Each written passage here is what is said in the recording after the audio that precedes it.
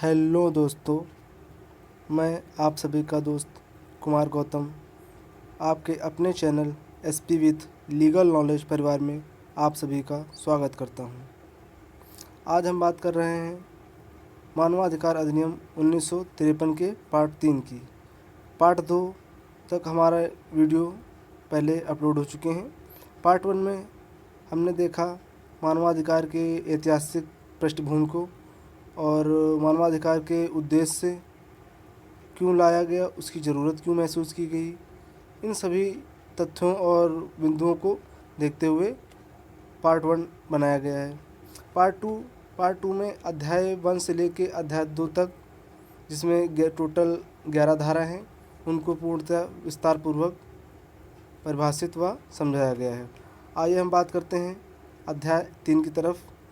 यदि आप हमारे चैनल पर नए हैं तो प्लीज़ चैनल को सब्सक्राइब कर लें, बेल आइकन ऑन कर लें, लाइक एंड शेयर करना बिल्कुल भी ना भूलें। आइए हम ज़्यादा देर न करते हुए अपने पॉइंट्स की तरफ बढ़ते हैं। एसपी विथ लीगल नॉलेज परिवार।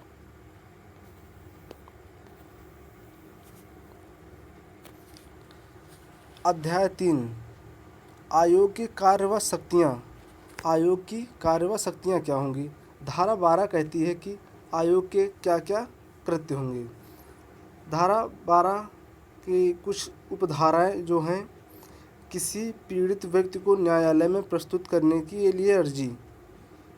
आयोग किसी पीड़ित व्यक्ति को न्यायालय से न्याय दिलाने के लिए न्यायालय में अर्जी कर सकता है।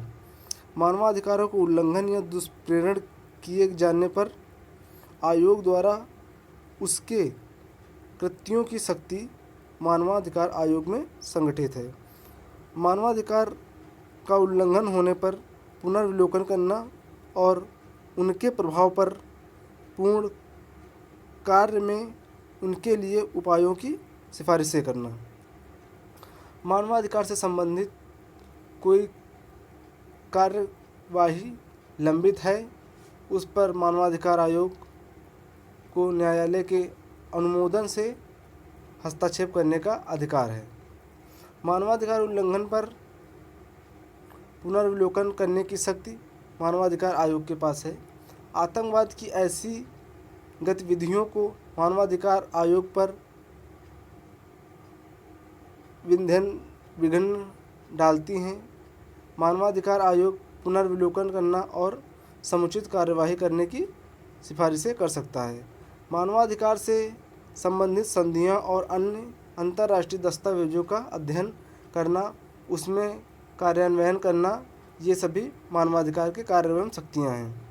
मानवाधिकार के क्षेत्र में अनुसंधान करना और उनका संवर्धन करना, समाज के विभिन्न वर्गों के बीच मानवाधिकार के संबंधी जानकारी और प्रचार प्रसार करना, मानव के अधिकार के बारे में लोगों को जागरूक करना, मानव के अधिकार के लिए कृत्य गैर सरकारी संगठनों को प्रोत्साहित भी करना मानवाधिकार आयोग का कर्तव्य है। आइए हम बात करते हैं धारा 13 की। धारा 12 हम बात कर चुके हैं। धारा 13 कहती है कि जांच से संबंधित शक्तियाँ। आयोग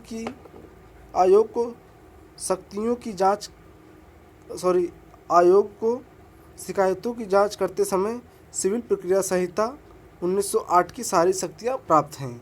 ये धारा 13 कहती है। आयोग की शक्तियाँ सम्मन जारी करना, हाजिर करना, शपथ पत्र पर उसकी गवाही या परीक्षा लेना, यह सभी अधिकार सिविल प्रक्रिया संहिता 1908 की शक्तियों द्वारा प्राप्त हैं। किसी न्यायालय या कार्यालय में लोक अभिलेख या उनकी प्रतियों को प्राप्त करना सिविल प्रक्रिया संहिता 1908 की शक्तियों से प्राप्त है। आइए हम आगे बात करते हैं। आयोग की प्रत्येक कार्यवाही में न्यायिक कार्यवाही को समझा जाएगा। मानवाधिकार आयोग को सिविल न्यायालय की श्रेणी माना जाएगा। शपथ पत्र पर साक्ष्य ग्रहण करना मानवाधिकार के संबंध में शक्तियाँ मानवाधिकार को प्राप्त हैं। आइए हम बात करते हैं धारा 14 की। धारा 14 जांच से संबंधित प्रक्रिया के बारे में बताता है। जांच कैसी होगी, जांच का उद्देश्य क्या होगा, जांच किस तरह की जाएगी, ये सभी पॉइंट्स धारा 14 से संबंधित है। आयोग किसी व्यक्ति को सम्मन कर सकता है, हाजिर बुला सकता है तथा उसकी परीक्षा कर सकता है।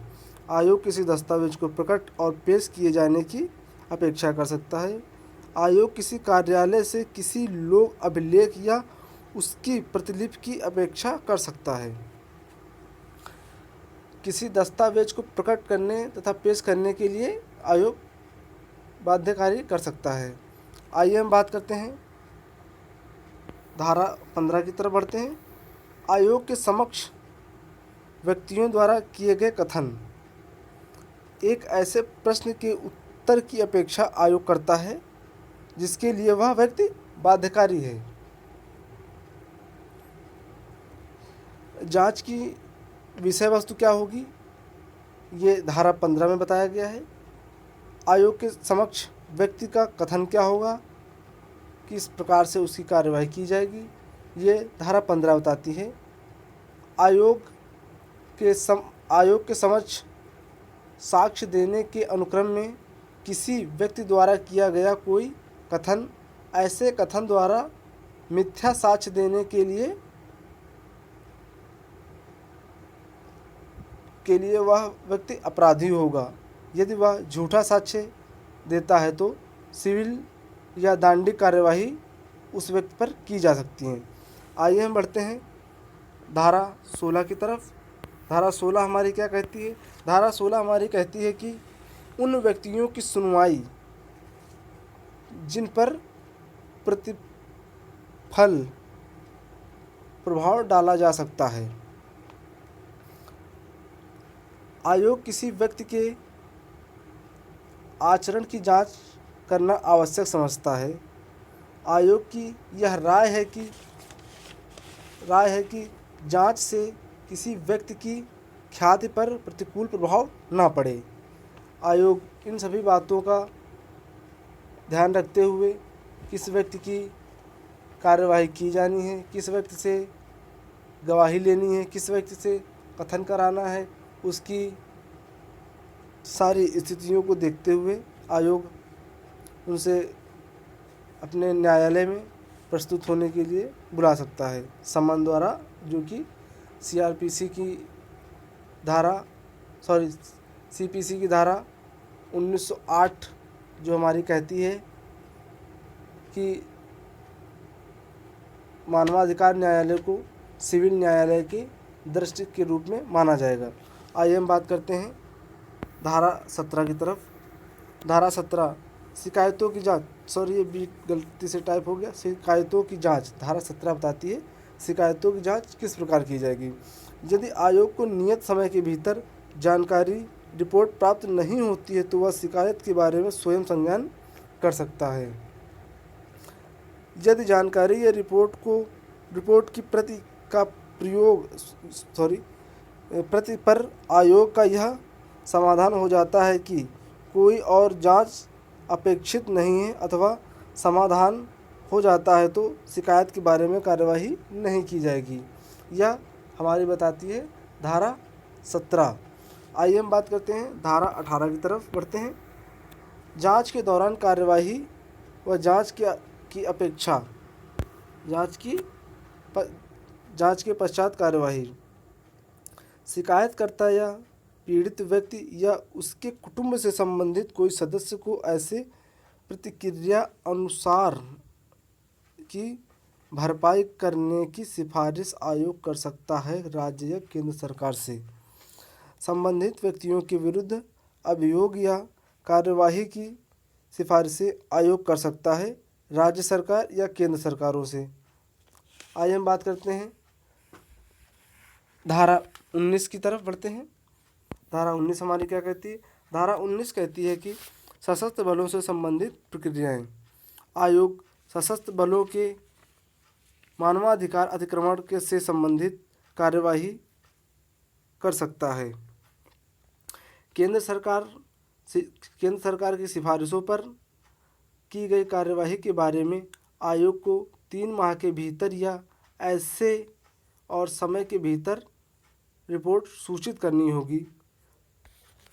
आइए हम बढ़ते हैं धारा 20 की तरफ। धारा 20 कहती है कि आयोग की वार्षिक और विशेष रिपोर्ट क्या होगी। केंद्र सरकार और राज्य सरकार संबंधित सरकारों को रिपोर्ट आयोग पेश करेगा। 3 वर्ष विशेष वार्षिक रिपोर्ट या विशेष रिपोर्ट को आयोग की सिफारिशों पर केंद्र सरकार व संबंधित राज्य की सरकारों को रिपोर्ट की जाएगी। यह हमारा वीडियो लॉ लेक्चर से संबंधित है, जो कि हम PCSJ, APO और अन्य अदर जुडिशरी एग्ज़ाम्स के पर्पज़ से बना रहे हैं, जिसमें हमारा यह वीडियो काफ़ी हद तक एग्ज़ाम्स में मदद करेगा। यदि आपको हमारा यह वीडियो अच्छा लगा हो तो please like, share and subscribe करना न भूलें। धन्यवाद। हमारा SP विथ लीगल नॉलेज परिवार ऐसे ही सीरीज लॉ लेक्चर सीरीज लाता रहेगा और MCQs बेस्ड क्वेश्चन भी लाता रहेगा। तो चैनल को प्लीज़ लाइक एंड सब्सक्राइब करना बिल्कुल भी ना भूलें। SP विथ लीगल नॉलेज परिवार।